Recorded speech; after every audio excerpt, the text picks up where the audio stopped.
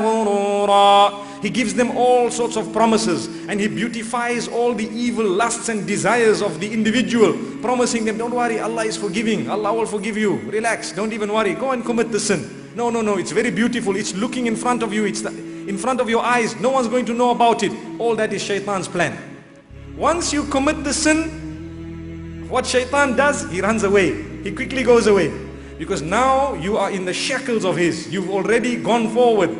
Now you're worried. Look at the word shaitan coming into the picture.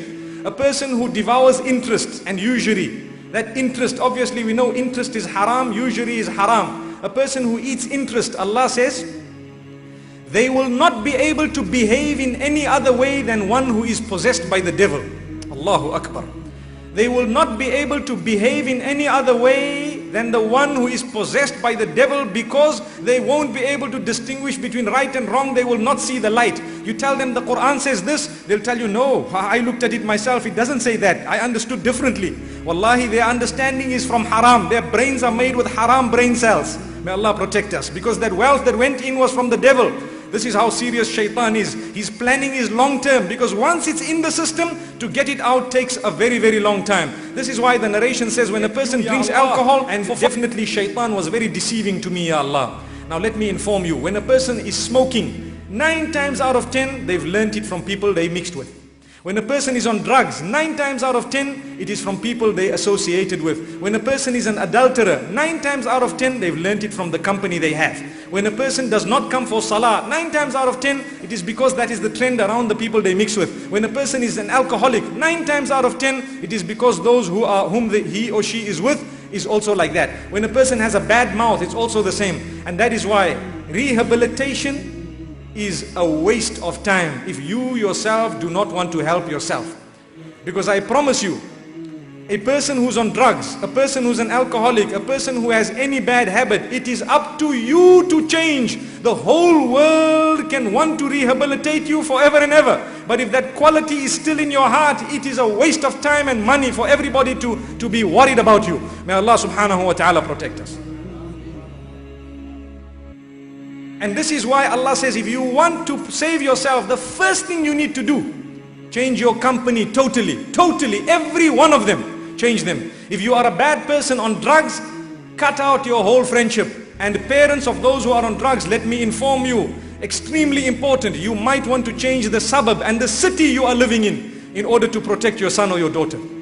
You might want to go into a remote town so that your children can abstain from those they mixed with. It will do you a ton of good. Even though your income might have decreased, you will save your children. That's the importance of the locality you live in, the importance of it and how serious it is. Your suburb, the area you live in, be careful, make sure you choose it properly. You rather live in a slum where the people around you all go to the masjid than to live in a palace where nobody talks about the house of Allah subhanahu wa ta'ala. So we ask Allah subhanahu wa ta'ala Shaitan, one of his biggest jobs that he loves doing is to separate husband and wife. Allahu Akbar.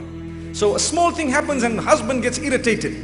Small thing happens and wife gets irritated. That is shaitan's plan. The next time you feel the irritation, before you scratch where it's itching, ask yourself, who is making me itch here or scratch here? May Allah subhanahu wa ta'ala protect us.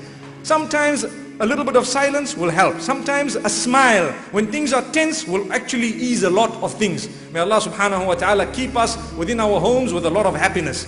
May Allah subhanahu wa ta'ala protect us from the devil. He must never be allowed to enter the house. Another thing shaitan does, he makes us angry. Anger is from shaitan as well. Because when a man is angry, he says things, he does things without thinking. The devil is thinking on his behalf. May Allah subhanahu wa ta'ala protect us all. That is why when one youngster came to the Prophet sallallahu alaihi wasallam and asked him, "O Messenger of Allah, give me advice." He says, "Don't get angry." He says, "Okay, give me more advice." He says, "Don't get angry." He says, "Okay, give me more advice." He said, "Don't get angry." Allahu Akbar. He kept on repeating it because anger is the root of a lot of regret in life. May Allah subhanahu wa ta'ala protect us all. So many people have issued talaqs to their wives in anger.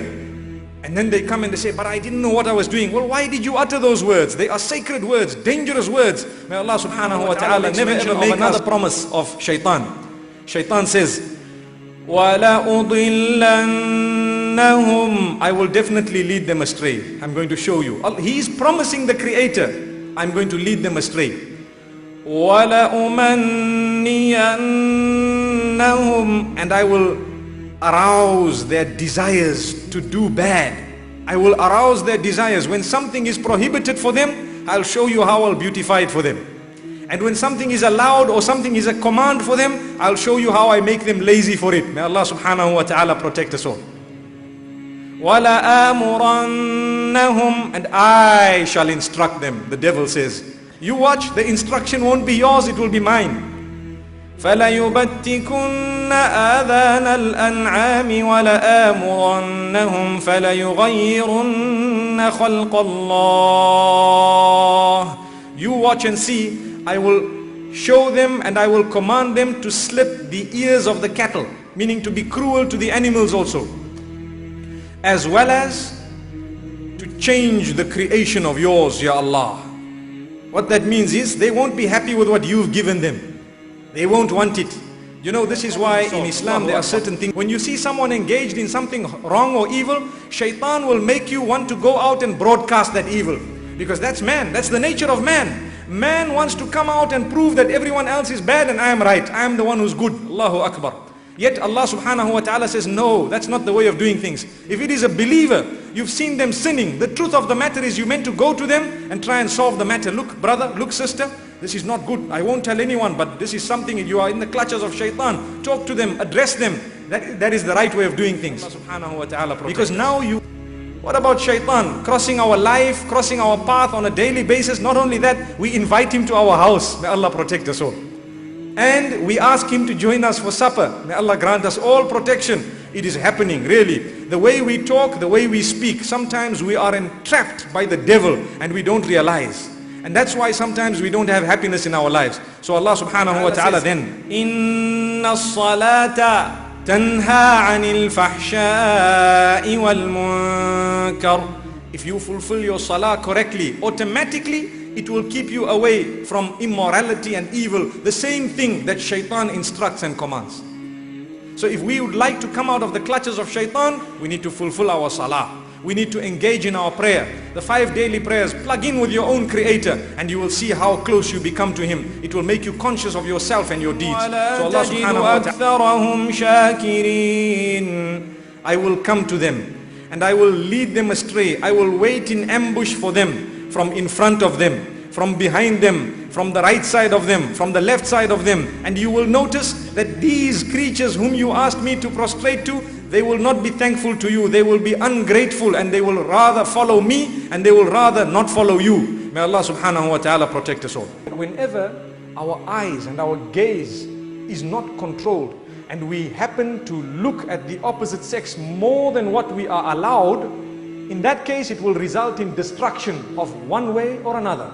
Let me give you an example. Sometimes you're driving your motor vehicle and someone happens to pass quite good looking and you turn, you might bump the car in front of you. It can happen. Why? It's similar to cutting the hand. It will cause bodily harm, material harm, it will cause lots of harm. It's a fact. Sometimes if you engage in an act, you might end up with a huge disease. May Allah subhanahu wa ta'ala safeguard us. So this is a lesson to say, anyone who wants to follow that path, there is destruction coming your way. Do you know that we are taught by Rasulullah sallallahu alayhi wa sallam that when you have wealth, a salary at the end of the month or wealth, and there is no barakah in it, no barakah at all, ask yourself, you probably engaged in a sin. You're probably oiling some of your bad habits. Maybe casino, maybe gambling, maybe drinking, maybe nightclubs, maybe drugs, maybe a woman, maybe someone of the opposite sex. You need to pay money, you need to look after someone more than what Allah has shouldered upon you. How can there be barakah in your wealth? So if you find your money is running away quickly, leave the sins and you will find that 500 rands will last the whole month. You'll still have 450 inshallah. May Allah grant us barakah in our wealth. The hadith says, رَجُلٌ دَعَتْهُ إِمْرَأَةٌ ذَاتُ مَنْصَبٍ وَجَمَالٍ فَقَالَ إِنِّي أَخَافُ اللَّهِ. Allah will grant the shade of His arsh on the day of Qiyamah to a man whom, when a lady who is very good looking and wealthy and well-to-do, who has a high status in society, calls him towards sin, and he says, look, I fear Allah. Allah says on the day of Qiyamah, I will call him out by name. Everyone will be wondering, what is this man called out for? By name, Allahu Akbar. Allah says, come, this day of heat, you will be under the air conditioning system, Allahu Akbar, under the shade of my own arsh. So one might ask, what are the benefits of tawbah? Do you know that the benefits of tawbah, one of them is that you will be granted sustenance. The wealth that we want so much, if we engage in istighfar and we turn to Allah subhanahu wa ta'ala, He will give it to us, or He will give us barakah in the wealth. Listen to what Nuh alayhi salatu wasalam told his people in another place in the Quran. فَقُلْتُ اسْتَغْفِرُوا رَبَّكُمْ. This is in Surah Nuh. إِنَّهُ كَانَ غَفَّارًا يُرْسِلِ السَّمَاءَ عَلَيْكُمْ مِدْرَارًا وَيُمْدِدْكُمْ بِأَمْوَالٍ وَبَنِينَ وَيَجْعَلْ لَكُمْ جَنَّاتٍ وَيَجْعَلْ لَكُمْ أَنْهَارًا. Nuh alayhi salatu wasalam told his people, engage in istighfar, engage in tawbah, and you will find that Allah subhanahu wa ta'ala is most forgiving. He will send the rain as a result of your repentance. So when we want rain, we need to ask Allah's forgiveness. Then the rain will come.